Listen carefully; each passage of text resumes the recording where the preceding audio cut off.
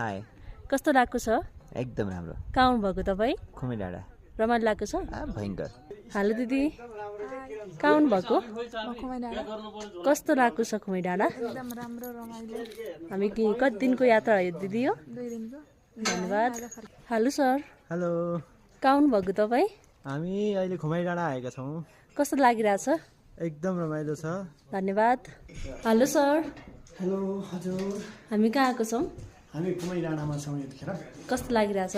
रमाइलो लागिराखेको छ चिसो परिराखेको छ अनि कपडा त छैन त? अहिले हिँड्दै गर्दाखेरि एकछिन चाहिँ नि हातखुट्टा धुने चरणमा चाहिँ नि कपडा खोल्याएर नत्र ज्याकेट नलाई भन्छ हस् धन्यवाद। हेलो सर हजुर कहाँ आएको हामी? हामी यो के खर्क अरे खुमै डाँडा। खुमाई डाँडा खुमाई डाँडा कस्तो लागिरहेछ? कस्तो लाग्ने अहिलेसम्म गर्मी लागिरहेको थियो अनि चिसो भइरहेछ? हस् धन्यवाद। चिसो आउन लाग्यो होइन एकदमै चिसो भइरहेको होइन?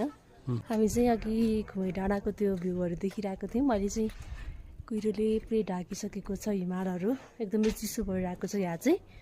अब चाहिँ हामी पोखरा फर्किने हो।